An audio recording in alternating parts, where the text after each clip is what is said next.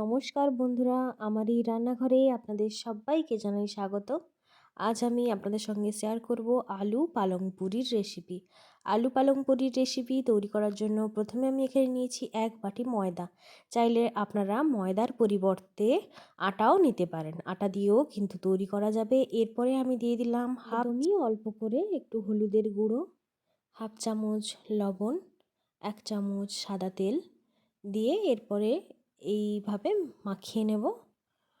সমস্তগুলো এইভাবে ময়দার মধ্যে এইভাবে হাত দিয়ে কিন্তু প্রথমেই কিন্তু খুব ভালোভাবে মাখিয়ে নিতে হবে। এরপরে আমি দিয়ে দিলাম কালো জিরে, একদম অল্প করে কালো জিরে দিয়ে আরও একবার একটু মাখিয়ে নেব। এরপরে অল্প অল্প করে জল দিয়ে যেইভাবে আটা ময়দা মাখানো হয় সেই রকম করে একটা সফট ডো তৈরি করে নেব। তো প্রথমেই আমি এই সফট ডোটা তৈরি করে কিছু সময়ের জন্য রেখে দেব। ডোটা কিন্তু আবার খুব বেশি সফট করে দিলে হবে না, একদম যে মিডিয়াম করে রেখে দিতে হবে। এরপরে এর উপরে একটু সাদা তেল দিয়ে ঢাকনা দিয়ে রেখে দেব যতক্ষণ পর্যন্ত পুর না তৈরি করা হচ্ছে। প্রথমেই কিন্তু ময়দাটা মাখিয়ে রেখে দেবেন, তারপরেই কিন্তু পুরটা তৈরি করে নেবেন। কারণ পুর প্রথমে তৈরি করলে কিন্তু পুরে তো পালং শাক দেওয়া হবে, তাহলে জল কেটে যেতে পারে। তো এরপরে ময়দা মাখিয়ে রেখে এখানে নিয়েছি সিদ্ধ করে রাখা আলুটাকে হাত দিয়ে ম্যাশ করে নিয়েছি। এরপর আলুর মধ্যে দেব লবণ দিলাম পরিমাণ মতো। এখানে আমি 1 বাটি ময়দা দিয়ে প্রায় 6টা মতন তৈরি করেছি আলু পালং পুরি। এরপরে লবণ দিয়ে দিলাম হাফ চামচ হলুদের গুঁড়ো, দিয়ে দিলাম হাফ চামচ গোটা জিরে, এরপরে দিয়ে দিলাম পালং পাতা মানে পালং শাক। একদম নরম নরম শাকগুলোকে যতটা সম্ভব ছোটো ছোটো করে কেটে নিয়েছি। এরপরে দিলাম ধনেপাতা কুচোনো আর দিলাম কাঁচা লঙ্কা কুচি। বাচ্চাদের জন্য তৈরি করলে অবশ্যই কিন্তু কাঁচা লঙ্কাটা স্কিপ করে যাবেন, আর বাকি এই সমস্ত কিছু দিয়ে দেবেন। এরপরে দিলাম আমি জিরে গুঁড়ো হাফ চামচ, আর দিলাম ধনে গুঁড়ো হাফ চামচ, আর দিয়ে দিলাম টমেটো কেচাপ। চাইলে বাচ্চাদের জন্য তৈরি করলে অবশ্যই টমেটো কেচাপটা দিয়ে দেবেন, ভালো লাগবে। এরপরে এইভাবে সমস্ত মিশ্রণটা খুব ভালোভাবে আমি মাখিয়ে নেব। এই সময় কিন্তু মাখানোর সময় কিন্তু এই পালং শাক খুব ভালোভাবে মাখিয়ে নিতে হবে আলুর সঙ্গে, মশলাগুলোর সঙ্গে। পুর যত বেশি টেস্টি হবে এই আলু পালং পুরি কিন্তু খেতে আরও বেশি টেস্টি লাগবে। অবশ্যই আপনারা একটা সেদ্ধ আলুর জন্য মাত্র 10 থেকে 12টা পালং পাতা দেবেন। তো খুব বেশি আবার পালং পাতা দিয়ে ফেলবেন না, তাহলে কিন্তু ভালো লাগবে না। এখানে কিন্তু ধনে পাতা দেবেন এবং টমেটো কেচাপটাও দেবেন। আর আমি যেই মশলাগুলো দিলাম অবশ্যই এই মশলাগুলো দিয়ে এই পুরটা তৈরি করে নেবেন। পুর তো তৈরি করা হয়ে গেছে। এরপর এই যে ডোটা তৈরি করেছিলাম, ডোটাকে আরও একবার ভালো করে আমি মাখিয়ে নিচ্ছি খুব ভালোভাবে, যাতে নরম একদম খুব ভালোভাবে তৈরি হয়।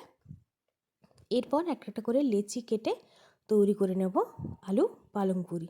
এই রেসিপি কিন্তু একদমই সহজ, খুব সহজে অল্প উপকরণ দিয়ে তৈরি করা হয়ে যায়। চটপটা কিছু খেতে ইচ্ছে করলেই কিন্তু এইভাবে তৈরি করে নিতে পারবেন। এরপরে একটু ময়দা দিয়ে একটু বেলে নেব। ছোট্ট করে প্রথমে কিন্তু বেলে নিয়ে মাঝখানে এবার পুর দেব। পুর দিয়ে মুখটাকে খুব ভালোভাবে বন্ধ করে আবারও কিন্তু হাত দিয়ে বেলে নিতে পারেন, চাইলে আপনারা বেলনি দিয়েও কিন্তু একটু বেলে নিতে পারেন। এই রকমভাবে এভাবে মাঝখানে পুর দিলাম, দিয়ে কিন্তু এরপরে মুখটাকে খুব ভালোভাবে বন্ধ করে দেব। এই যে মুখটাকে কিন্তু খুব সুন্দরভাবে বন্ধ করে দিয়েছি, দিয়ে আবারও কিন্তু গোল করে রেখে দেবো। আমি সবগুলো তৈরি করে ফিরে আসছি। খুব সহজভাবেই কিন্তু আমি আমার রেসিপিগুলো রাখার চেষ্টা করি, যাতে আপনাদের বুঝতে খুব অসুবিধা না হয় আর খুব তাড়াতাড়ি তৈরি করা যায়, এমন রেসিপিই কিন্তু আমি শেয়ার করি। আপনারা যারা আমার এই চ্যানেলে নতুন, এখনও আমার চ্যানেলটিকে সাবস্ক্রাইব করেননি, বন্ধুদের কাছে অনুরোধ রইল চ্যানেলটিকে সাবস্ক্রাইব করে পাশে থাকা বেল বাটনটি প্রেস করে দেবেন, তাহলে আমি যখনই কোনো ভিডিও ছাড়বো আপনাদের কাছে নোটিফিকেশান পৌঁছে যাবে। তো আমি কিন্তু এইভাবে পুরগুলো দিয়ে হালকা করে একটু বেলে নেব। এটা কিন্তু এই আলু পালং পুরি কিন্তু খুব বড়োভাবে বেললে হবে না, একটা মিডিয়ামভাবে এরকম ছোট রাখতে হবে, হালকা করে বেলনি দিয়ে বেলে নিতে হবে। এরপর এক এক করে তেলে ভেজে নিতে হবে। আমি এখানে কিন্তু একদম অল্প তেলে ভেজে নেব। চাইলে আপনারা একদম ডুবন্ত তেলেও ভাজতে পারেন। এইভাবে কিন্তু বেলে নিলে একটু ফেটে বেরিয়ে যাবে না, আর না ফাটলে কিন্তু খুব ভালোভাবেই ফুলে উঠবে আর খুবই খেতে ভালো লাগবে। তো এখানে আমি অল্প করে সাদা তেল দিয়ে দিলাম। একদমই অল্প করে তেলটা রাখার চেষ্টা করেছি। তেলটাকে খুব ভালোভাবে গরম করে নেব প্রথমে, দিয়ে কিন্তু গ্যাসের ফ্লেম লো করে দেব। গ্যাসের ফ্লেম লো করেই কিন্তু এই আলু পালং পুরিটা ভেজে নেব এক এক করে।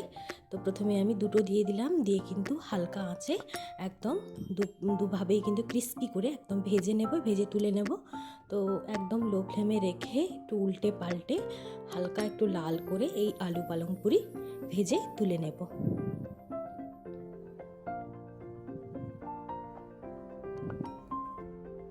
রেসিপিটি কেমন লাগলো অবশ্যই কিন্তু কমেন্ট করে জানাবেন, আর অবশ্যই বাড়িতে একবার তৈরি করে দেখবেন, খুবই ভালো লাগবে। বাচ্চা থেকে বয়স্ক সবারই কিন্তু এই আলু পালং পুরি রেসিপি খুবই ভালো লাগবে। যারা পালং শাক খায় না সেই ছোটো ছোটো বাচ্চাদের কিন্তু এইভাবে তৈরি করে দিলে তারা কিন্তু অনায়াসেই খেয়ে ফেলবে, বুঝতেই পারবে না যে এটা পালং শাক দিয়ে তৈরি করা হয়েছে। তো আমি একদমই লো ফ্লেমে এইভাবে কিন্তু উল্টে পাল্টে হাত দিয়ে খুব সুন্দরভাবে একদম ভেজে তুলে নেব। তো আমি তো এইরকমভাবে আলু পালং পুরি তৈরি করলাম। অবশ্যই আপনারা আমার এই রেসিপি দেখে বাড়িতে তৈরি করবেন। অবশ্যই আপনারা চাইলে ময়দার বদলে আটা দিয়েও তৈরি করে নিতে পারেন, যেহেতু ময়দা শরীরের জন্য ভালো নয়, আর বাচ্চাদের ময়দা দেওয়াটাও খুব একটা ভালো নয়। এই জন্য আটা দিয়ে অবশ্যই এইভাবে তৈরি করে নেবেন আলু পালং পুরি। শুধুমাত্র একটি আলু এবং মাত্র 10 থেকে 12টা পালং পাতা হলেই কিন্তু খুব সুন্দরভাবে তৈরি করে নেওয়া যায়। একদমই সহজ রেসিপি। তো আমি বেশ কিছু সময় কিন্তু গ্যাসের ফ্লেম লো করে উল্টে পাল্টে হালকা লাল করে ভেজে তুলে নেব এক এক করে। এক বাটি ময়দা দিয়ে প্রায় 6টা মতন পালং পুরি কিন্তু খুব সুন্দরভাবে তৈরি হয়ে যায়। দেখতেই পাচ্ছেন কিন্তু খুব সুন্দরভাবে লাল লাল করে ভেজে আমি তুলে নিচ্ছি এক এক করে।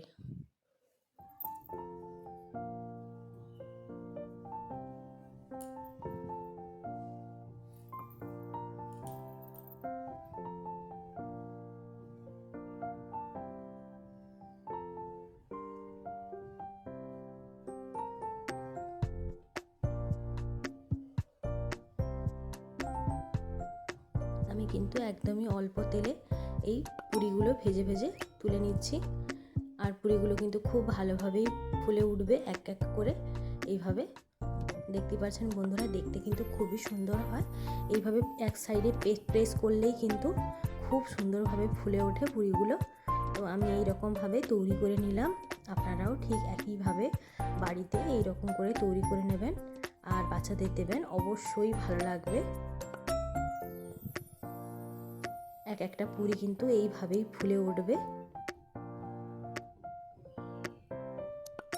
খুব চটজলদি কিন্তু এই আলু পালং পুরি রেসিপিটি তৈরি হয়ে যায় কোনো রকম ঝামেলা ছাড়াই, আর দেখতেও কিন্তু খুবই ভালো হয়। দেখুন বন্ধুরা, আমি এইভাবে টমেটো কেচাপ দিয়ে পরিবেশন করলাম আলু পালং পুরি। তো আজকের আমার এই রেসিপিটি কেমন লাগলো অবশ্যই কমেন্ট করে জানাবেন। ভালো লাগলে একটা লাইক দিয়ে দেবেন, এবং আপনি যদি আমার এই চ্যানেলে নতুন হয়ে থাকেন তাহলে আমার চ্যানেলটিকে সাবস্ক্রাইব করে দেওয়ার অনুরোধ রইল। আজকের মতো টাটা, দেখা হচ্ছে পরবর্তী রেসিপিতে। সবাই ভালো থাকবেন, সুস্থ থাকবেন, আর ছোট্ট কমেন্ট করে যাবেন। টাটা।